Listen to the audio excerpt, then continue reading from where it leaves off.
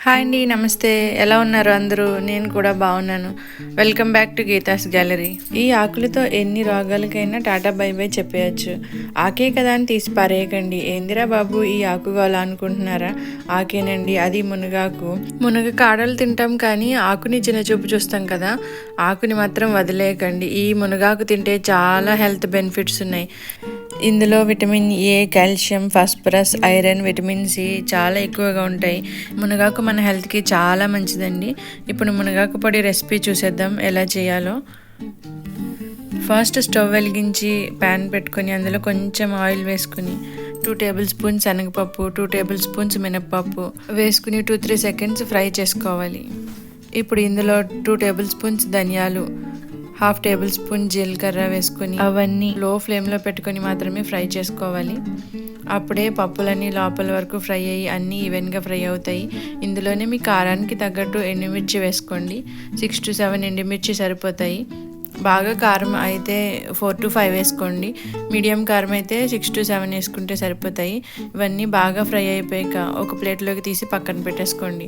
ఇప్పుడు అదే ఫ్రై ప్యాన్లో 2.5 కప్పులు మునగాకు వేసుకుని బాగా ఫ్రై చేసుకోవాలి.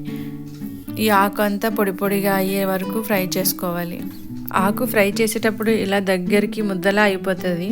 అప్పుడు ఏం చేస్తారంటే స్టవ్ ఆపేసి ఈ ఆకు కొంచెం చల్లారాక చేత్తో ఇలా అంటే మళ్ళీ ఆకులన్నీ విడివిడిగా అవుతాయి. అప్పుడు మళ్ళీ ఇంకొకసారి ఫ్రై చేశారంటే ఇలా పొడి పొడిలాడుతూ ఆకు బాగా ఫ్రై అయిపోతుంది. ఫ్రై అయిన మునగాకుని చేత్తో తీసుకొని ఇలా అన్నారంటే ముక్కలు అవ్వాలి. అలా అయితే పర్ఫెక్ట్గా ఫ్రై అయిపోయినట్టు. అదే ప్యాన్లో ఒక 1/2 కప్పు కరివేపాకు తీసుకొని దాన్ని కూడా ఫ్రై చేసుకోవాలి. ఇది కూడా ఇలా పట్టుకొని చూస్తే పొడి అవ్వాలి, అలా ఫ్రై చేసుకోవాలి. ఇందులోనే కొంచెం చింతపండు వేసుకొని తడేమీ లేకుండా కొంచెం హీట్ చేసుకోవాలి. ఇందులోని 6-7 వెల్లుల్లి రెబ్బలు అవి కూడా ఫ్రై చేసుకొని వేసుకోవాలి. వెల్లుల్లి రెబ్బలు, చింతపండు, ఫ్రై చేసి పెట్టుకున్న మునగాకు, ఫ్రై చేసుకున్న పప్పులు, ఎండుమిర్చి ఇవన్నీ మిక్సీ జార్లో వేసుకొని ఫస్ట్ పప్పులు వేసుకొని మిక్సీ పట్టుకోవాలి. తర్వాత మునగాకు, కరివేపాకు, వెల్లుల్లి, చింతపండు, తగినంత సాల్ట్ వేసి బాగా ఫైన్ పౌడర్ లాగా మిక్సీ పట్టుకోవాలి. దీన్ని ఎయిర్ టైట్ డబ్బాలో స్టోర్ చేసి పెట్టుకుంటే ఎన్ని రోజులైనా నిల్వ ఉంటుంది. మనం తినే ఫస్ట్ ముద్దలో 1 స్పూన్ వేసుకొని కొంచెం నెయ్యి వేసుకొని తింటే చాలా బాగుంటుంది. చాలా టేస్టీ అండ్ హెల్దీ కూడా. ఇది మస్ట్ అండ్ షుడ్గా ట్రై చేయవలసిన రెసిపీ అండి. మీరు కూడా ట్రై చేసి ఎలా వచ్చిందో నాకు కామెంట్ చేయండి.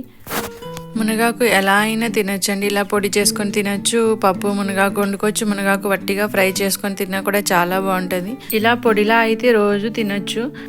మునగాకు కనీసం వీక్లో 3 టైమ్స్ తినడానికన్నా ట్రై చేయండి. Thanks for watching.